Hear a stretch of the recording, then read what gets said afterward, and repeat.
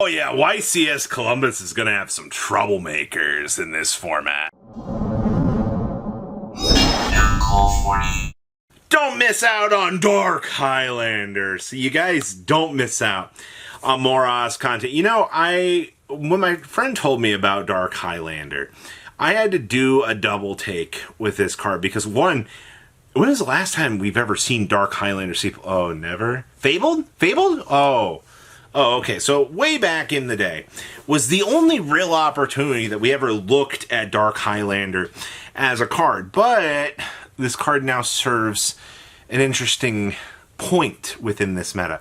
We can actually use Medius the Pure to bring out the you can bring out the Elf Note Tuner monster, which is a Fiend monster. And then all you got to do is have access to a level 6 monster, and we get to make Dark Highlander. Now, Dark Highlander has one line of text on it that matters. It says, neither player can synchro summon. Oh. Cool Tunes. Hey, buddy. You guys like playing the game? What if I deny you the chance to be able to play the game? That's exactly what we're getting here. We're getting access to a powerhouse play line that just shuts the opponent out of playing the game. And you know what? I'm quite intrigued with that, honestly. That's a game plan that a deck like this really shouldn't have access to. And honestly, I kind of like that. I like that, you know, we suddenly have this. And honestly, it's kind of nice. It's kind of nice to be able to see, you know, a denial of a function of the game actually, you know, helping you out. So, congratulations to Dark Highlander returning back into today's existing meta just to be able to, you know, shut off Cool Tunes and all the other cool little synchro play decks from being a menace in today's society. I'm so sorry. Dark Highlander told me I couldn't synchro summon, so I had to go find an imperm to handle the situation, but that leads us on to Vestalos, the Shadow Fire Monarch. Now, there's two really cool cards that we can actually build and play with Clown Crew. One of them being, like I said, Caius the Mega Monarch, where, you know, you're able to get that specific rib advantage, but the Shadow Fire Monarch has become a little bit more of a talked about discussion. Now, we can tribute summon this card by tributing one monster your opponent controls, and by tributing a tribute summon monster you control. Is this a tech for the mirror match? Because if so, that's kind of funny, actually. And if this card is tribute summon, banish one random card from your opponent's hand, and if you do, ping your opponent for 1,000 damage. Then if this card was tribute summoned by tributing a level 8 or higher monster, you can apply the following effect. We can banish a card on the field, and if it's a fire or dark monster, we can further ping your opponent for 200 times the level. Okay, so all you're really getting out of this is some extra little pushes to make sure that, you know, you're getting that control established, which is kind of nice. I do like when we get to look at these cards, we get to see, you know, how much does the hand-ripping control aspect of, you know, these decks actually matter. And I think the answer has become a lot more relevant over the years, where hand-ripping in the game of Yu-Gi-Oh! Is just so gosh darn broken at this point, man. Especially making it so that the opponent is going to lose some of their most important key cards from the game. Yeah. Absolutely. That's where, like, I understand, like, if you want to play Caius in the side deck or Shadowfire Monarch, they're both going to serve an equal purpose for you at providing you with answers to certain things. And that's good. Next up is Vidolium. Now, this is a tech choice video. Somebody's like, well, yeah, Robbie, they're playing the Terminus Gate. Of course they're going to play this. Nah, somebody in the Clown Crew group figured out that Vidolium actually does other things. Now, for those of you that might be kind of new to the format, I'll remind you that Vidolium says we can destroy this card, special summon a Power Patron from the hand or graveyard, or we can destroy this card for the rest of this turn. Your Power Patron monsters you control, whose original level is 12, gain 5,000 attack. That's a pretty big, significant boost. And then the reason why other decks are looking at playing this, like Clown Crew says, hey, We can return 3 monsters, a fusion, synchro, and exceed from your face-up field and or graveyard to the extra deck to summon this thing. And it's unaffected by monster effects except for power patrons. And if this card is added to your extra deck face-up, you can add a power patron card from your deck to your hand.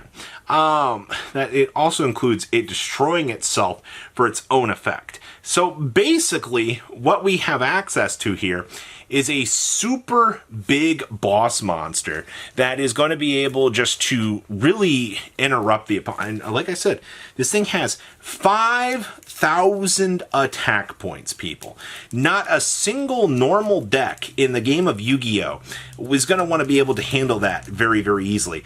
And now suddenly, you know, you're walking into this meta and you're suddenly seeing, oh no, you know, like this deck has, you know, some decently huge stats. And obviously being able to reset some of your key monsters is the reason why, you know, you're looking at giving this a consideration in Clown Crew. Obviously, clowns in general just have some really, really stupid gimmicks that they're allowed to use. And obviously, gimmicks are an important thing in the game of Yu-Gi-Oh! Book of Eclipse.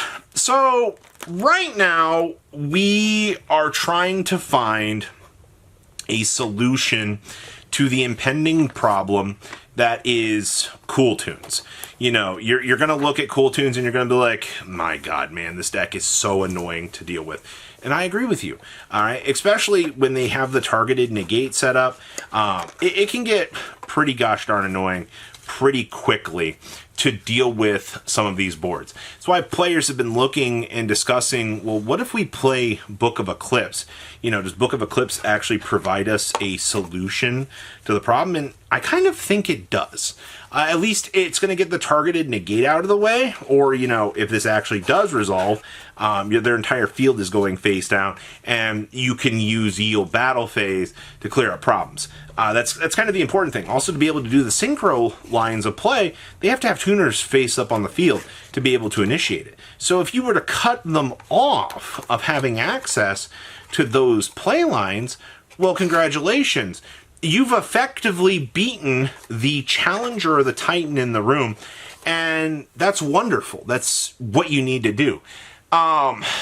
There's also like a discussion for evenly matched, which I don't particularly like evenly going into this, because it means you're going to lose your main phase. It means you're not going to have like room to kind of capitalize and recover.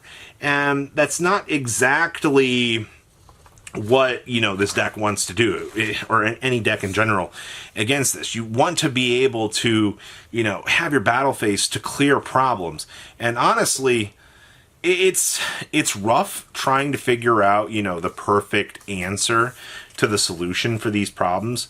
And obviously, you got to do what you got to do in order to, you know, make it work. And then I want to talk about Duelist Genesis and the Cool Tune dilemma that's been coming up recently. So Cool Tune players have been struggling with what they want to do with Duelist Genesis.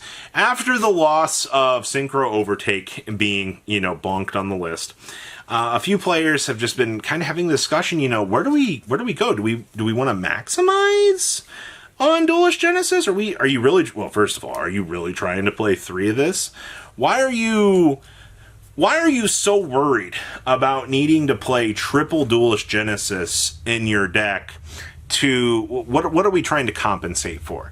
I've seen some arguments going for, what if we play 2 Duelist Genesis versus 1, and then just engage on the level of, you know, if we are able to kind of bridge up and go. That seems a little bit more worthwhile, honestly, in my opinion. I kind of like that idea.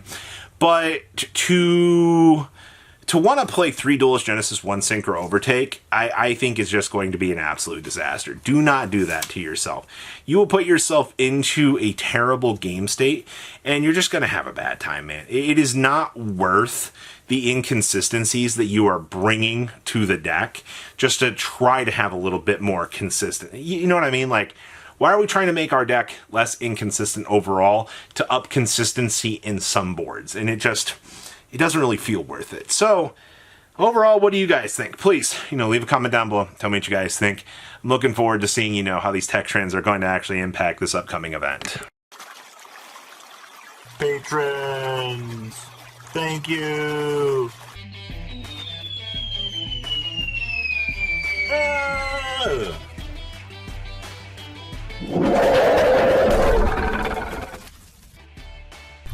Thank you so much for watching. Check out these other videos.